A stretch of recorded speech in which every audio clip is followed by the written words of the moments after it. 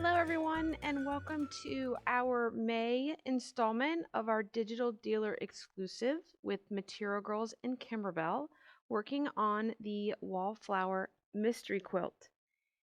If you remember from last month, this was our clue or our hint towards this month's project. Did anybody guess it?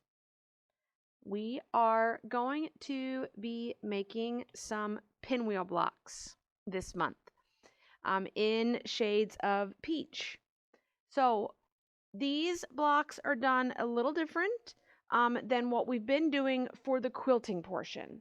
If you are quilting these blocks or quilting your quilt in the hoop, you are going to be doing basically a two hooping process for making and then quilting the block.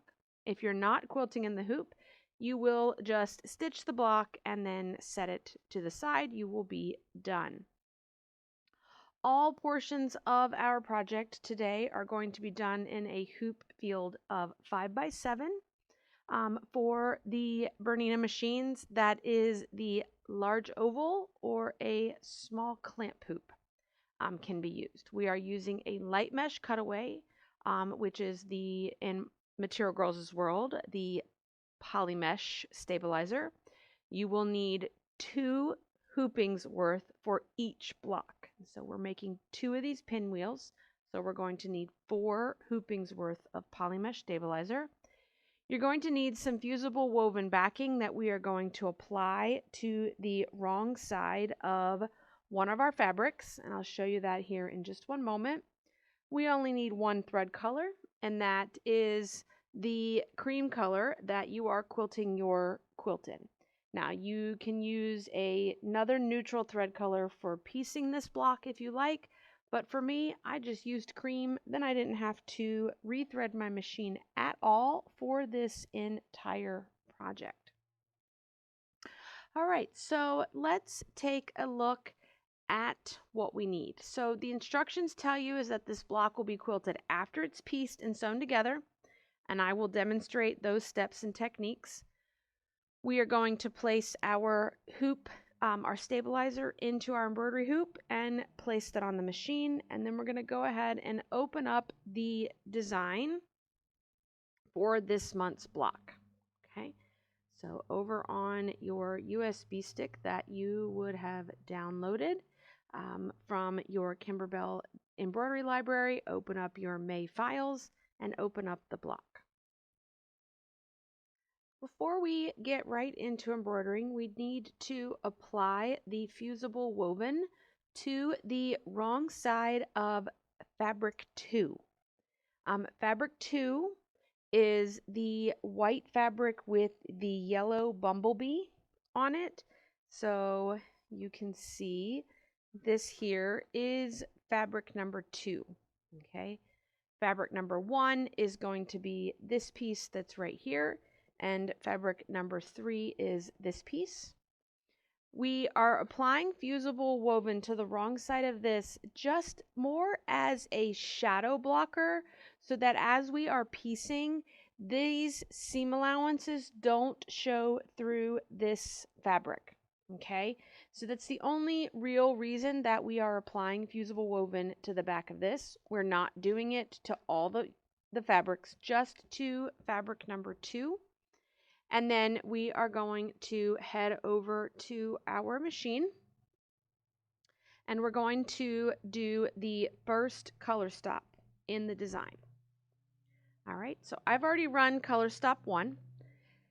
We are basically, if you think about it, foundation paper piecing in the embroidery machine. Okay, so step 1 of your design, or color stop 1 of the design, is going to be the piecing template. I've got my neutral color, my cream colored thread in top, I've got my neutral thread in the bottom, and I have run my template. It is important that you pay attention to the order in which the fabrics are being placed and where they are being placed in the hoop. Okay, so in the instructions here, let me pull that up for you. So in the instructions, you'll see at the top of page 2 that there is this image that you are seeing right here. And these numbers relate to the order in which we are going to place the fabric.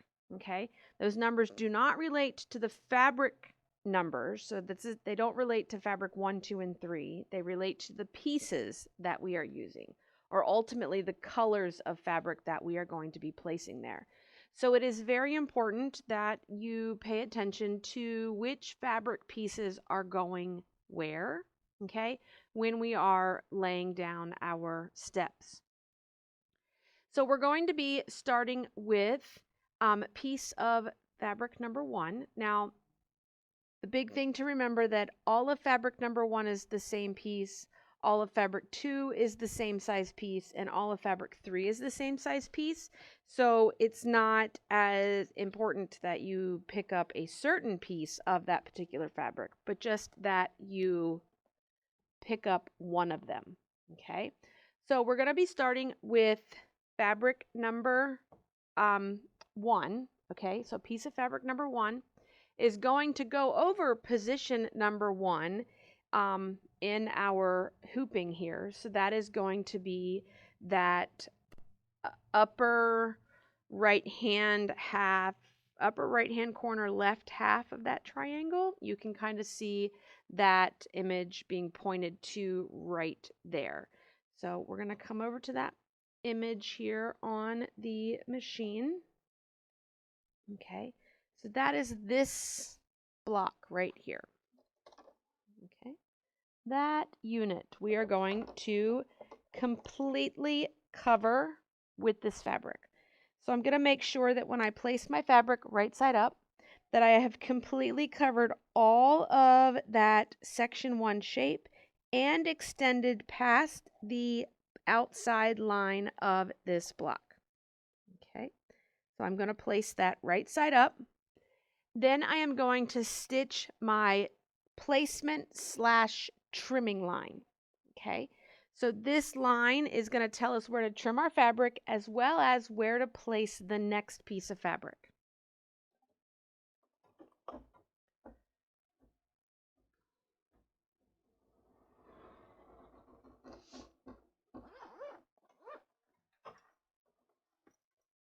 Okay. I'm going to take my scissors and I am going to cut right here close to this line to remove the excess fabric that is right by this stitching line. Okay. I don't want to trim on this half of the line because it's covering the piece that I need to cover. So I'm trimming away just the edge of the fabric that is by the line that just stitched. I'm just kind of eyeballing, the line starts right here. I'm not going to trim anything there. I'm just going to eyeball a straight line and continue straight across. The next step in our instructions tells us that we're going to place the prepared piece of fabric number 2 right side down along that seam line. Okay, so you can see in the graphic there that we've got this fabric is right side down. We've lined it up with the stitching line, and then we're going to run the color stop. So just a little hint, because sometimes in this method, we get a little ahead of ourselves or we don't do a particular step. You should always be placing your next piece of fabric against a strip that you've just trimmed, okay?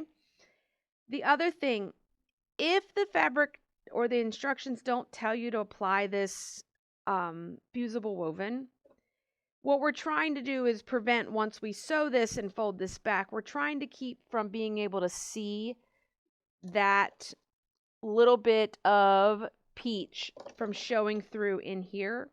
Now, obviously, we're going to be filling in this tiny little piece once this flips out, so we have more than enough fabric. So if you, instead of lining up right on the line that you trimmed, if you just come about 1/8 of an inch past that, that will allow you to create somewhat of an additional fabric barrier to block that from showing through. So if you didn't place the fusible woven on your squares, you can also make sure that, like for example, later down the road when we put this lighter fabric here, that we don't see this darkness that kind of shadows through here. Okay, so I'm going to line it up at the line, making sure it's centered along that line, that I have fabric that goes all the way beyond that outside border perimeter. Okay, and then I'm going to bring my fabric down about 1/8 of an inch. I am going to hold it in place. You can tape it down if you want, and then I'm going to run the color stop. The color stop is going to stitch us the seam line. This is basically sewing this piece to our other unit.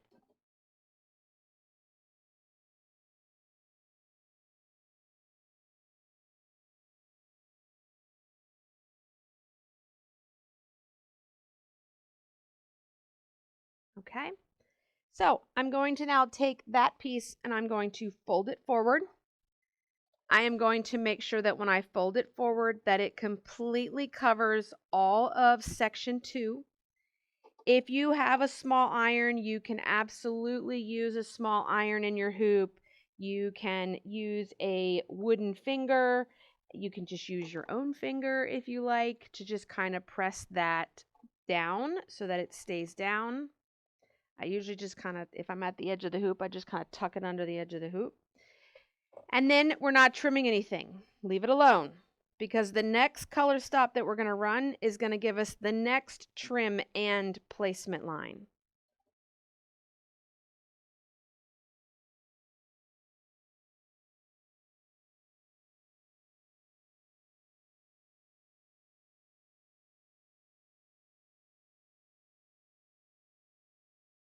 Okay.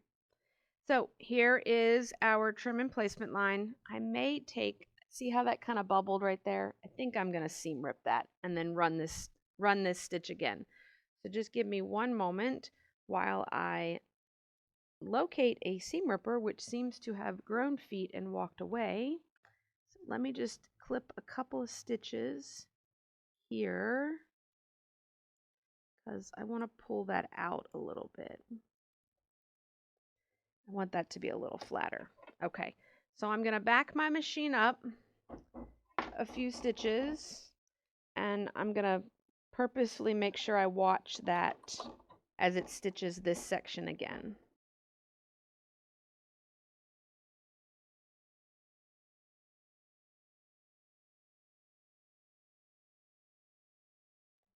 All right, now we've got our line. We are going to trim. Okay.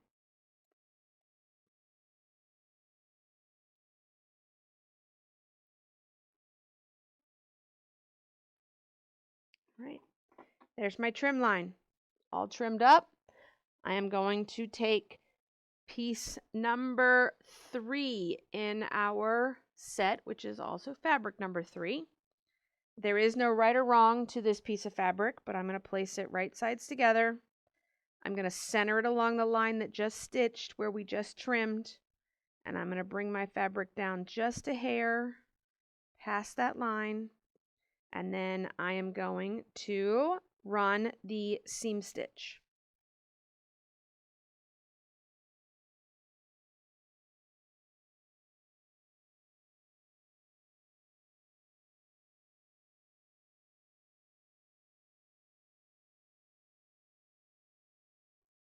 Now that our seam stitch is done, we can fold our fabric down, finger press it in place, and you can see, since I came forward a little bit more, the only shadowing through that I see is the fabric of the same color and not this fabric poking through. Okay. Your finger press. And then I'm going to run my placement trim line.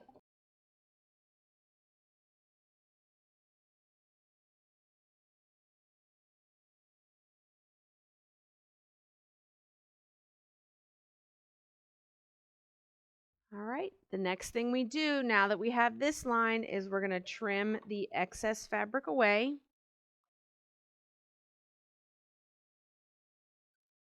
All the way up.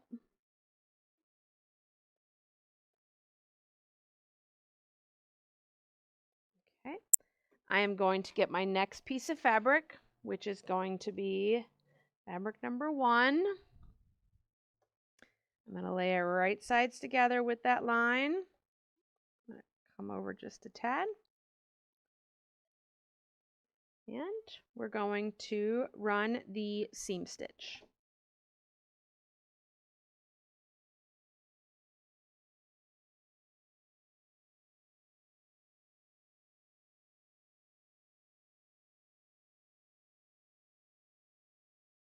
Right side out. Give it a press. Run your tack down trim line.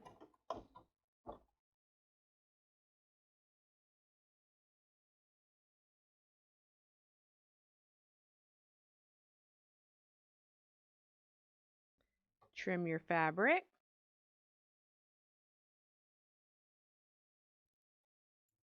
Okay. Now that that's trimmed, we're going to take piece of fabric number 2. We're going to place it right sides together, centered over that line. And then I'm going to come a little bit past that line just to give me that buffer. And then I'm going to tack this in place.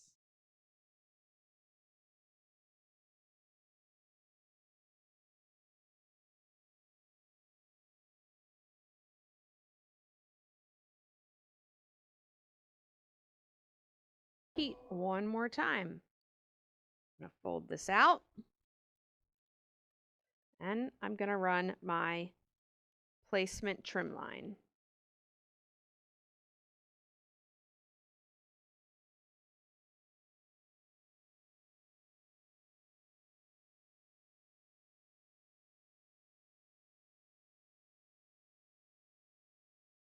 Trim my fabric.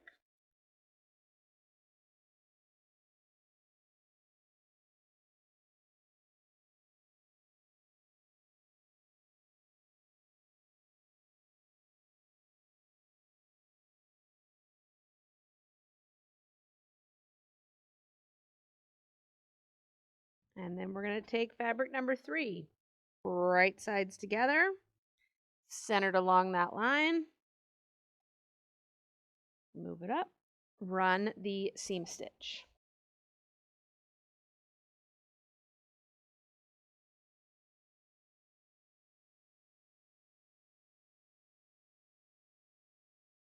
Now, while you're doing all of these steps, as you fold these pieces out, you want to verify that they are completely covering the section that you're supposed to be currently covering.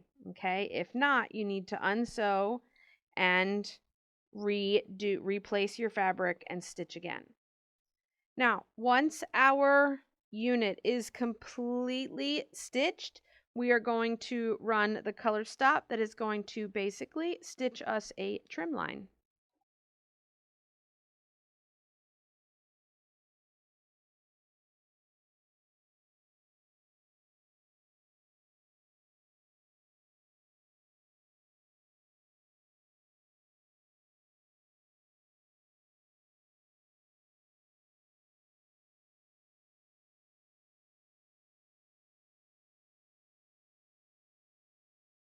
I'm going to trim a little bit of this piece off because we're going to repeat this process now in the upper half of our hoop. This block that we are making this pinwheel is 2 sections. We're going to piece 2 separate sections, take them out of the hoop, trim them up, and then we're going to sew them together on the sewing machine. Okay, so that's one thing. This block will not be joined together on the embroidery machine. It will be done on the sewing machine.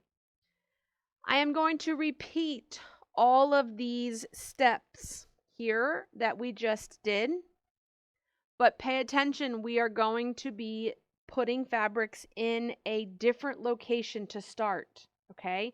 So it's very important when you start the second half, you're going to start in another location. We're not starting in the upper right-hand corner on this one. We're actually starting in the lower left-hand corner and then piecing through there. So just pay attention. We are going to run the first color stop, which would be color stop 13 of this design, which is going to stitch that template.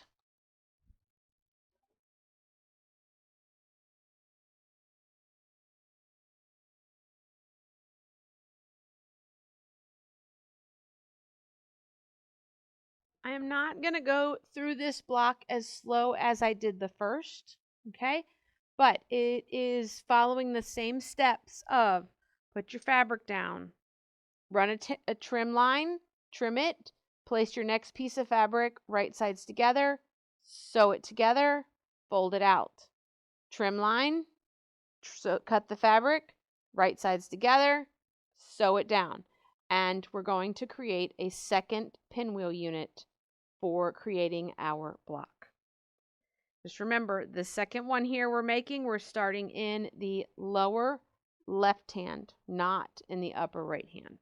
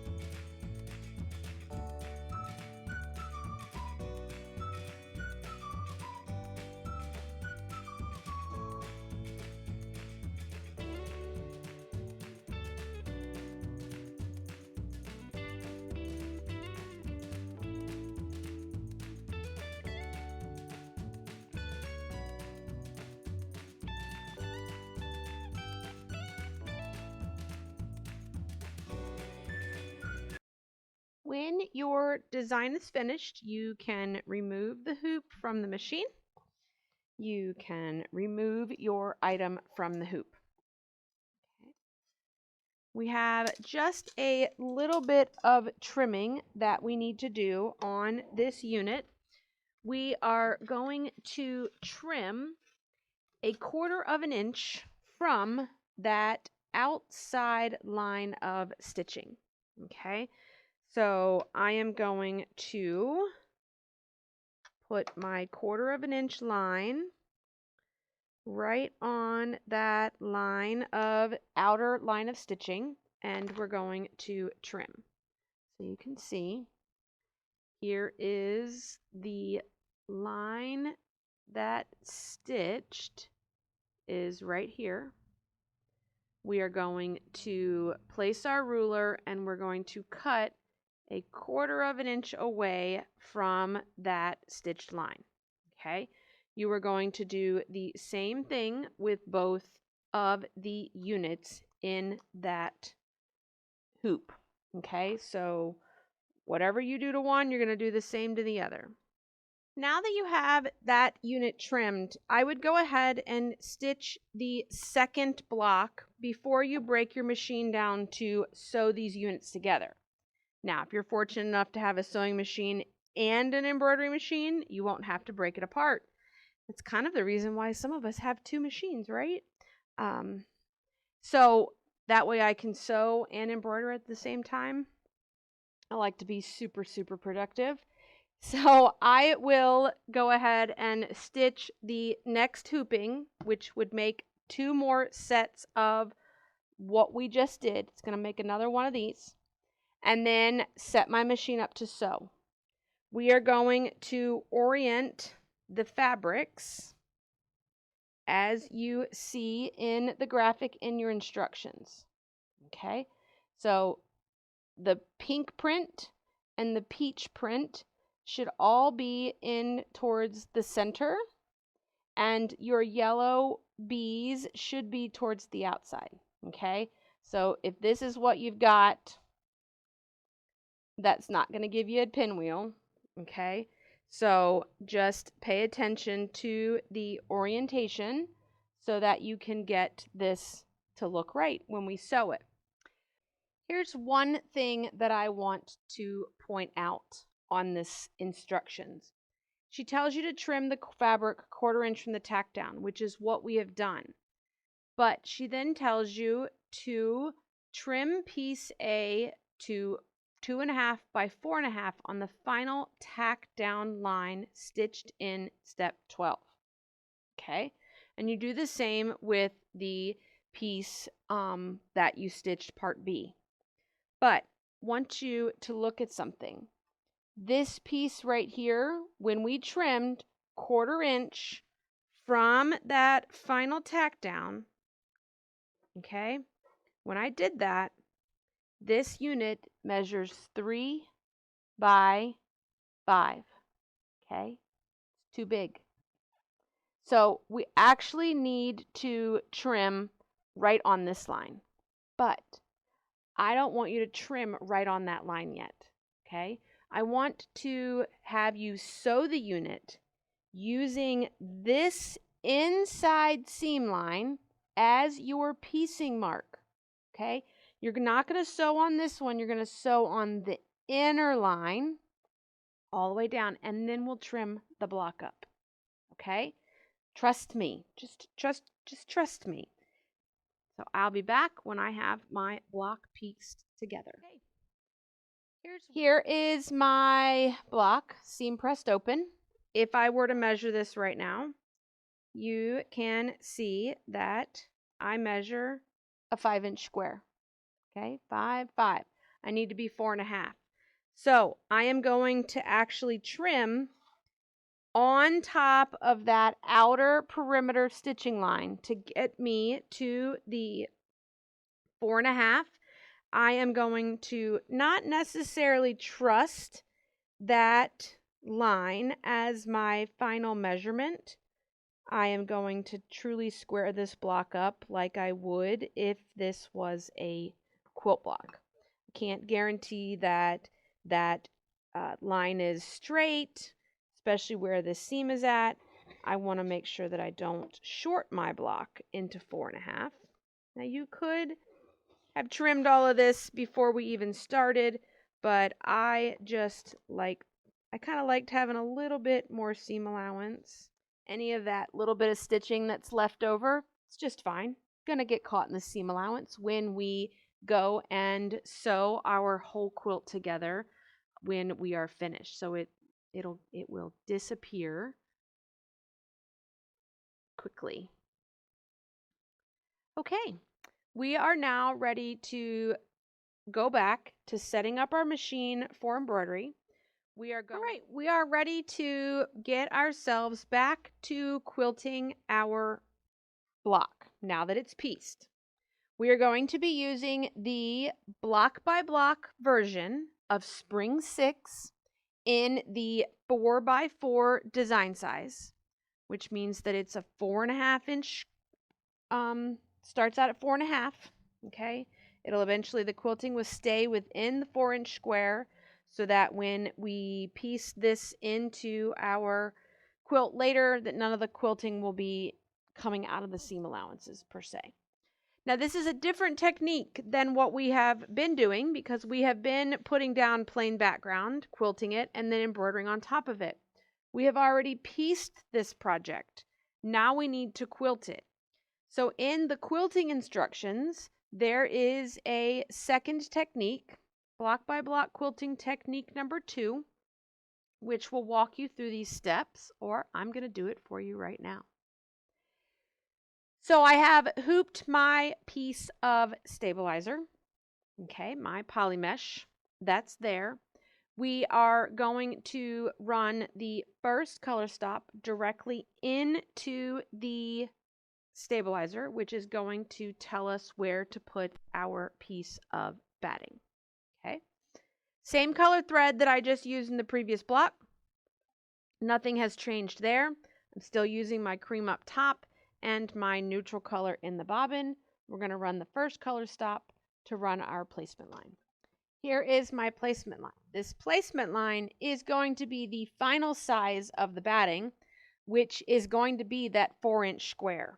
Okay, so we opened that 4x4 quilting file.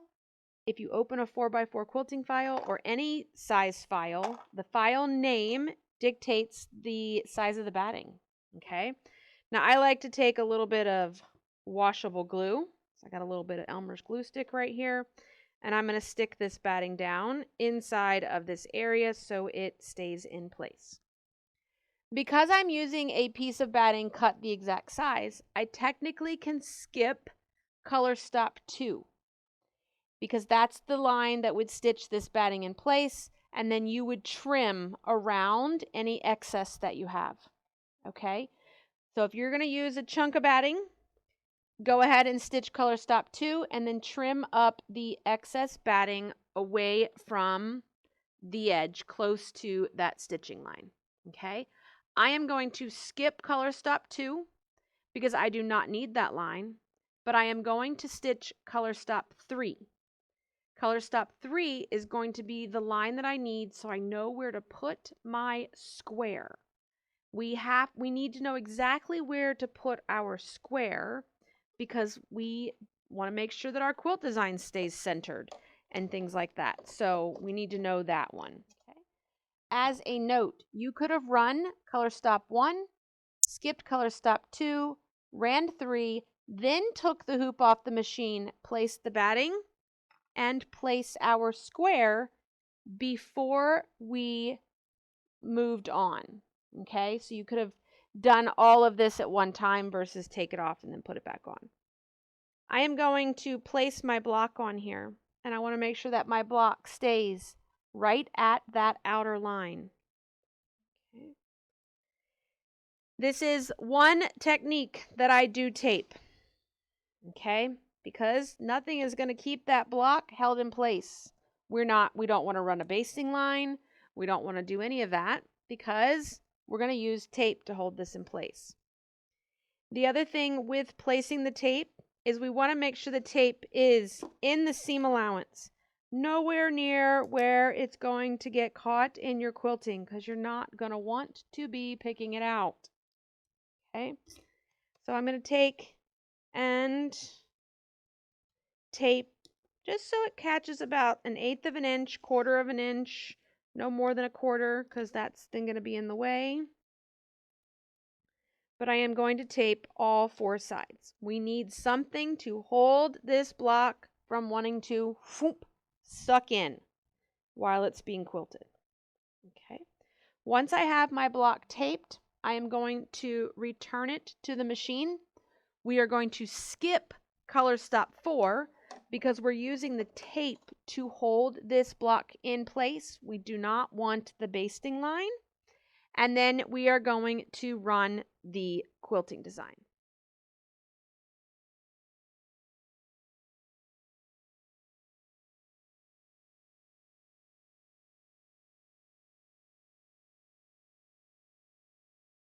When your quilting is finished, you can take the block out of the hoop. So you can peel your tape up. You can save your tape and use it when you go to quilt block number 2 if you like.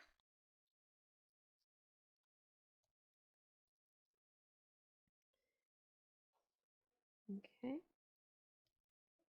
And then we can take our hoop, our block out of the hoop. We can trim up the excess stabilizer. And we will have 2 perfectly pieced and quilted 4.5-inch squares for our quilt. And that is your unit for the month of May. I'm going to take my squares, I'm going to put them back in my baggie that's labeled May, and I'm going to pop those back into my Wallflower mystery bag that contains all my threads and fabrics. So it's safe and where I will need it for when we are ready to assemble our block. All right. And that is what I have for you this month. Are we ready to see a hint for June? I don't know if anyone will be able to guess, but here we go. I see pinks, I see purple, got watering cans, I see some confetti. I don't know. There is our hint for June. Well, I hope everyone has a wonderful month, and we will be back here at the beginning of June to show you what this hint means. Thanks, everyone. Have a wonderful month, and I'll see you real soon.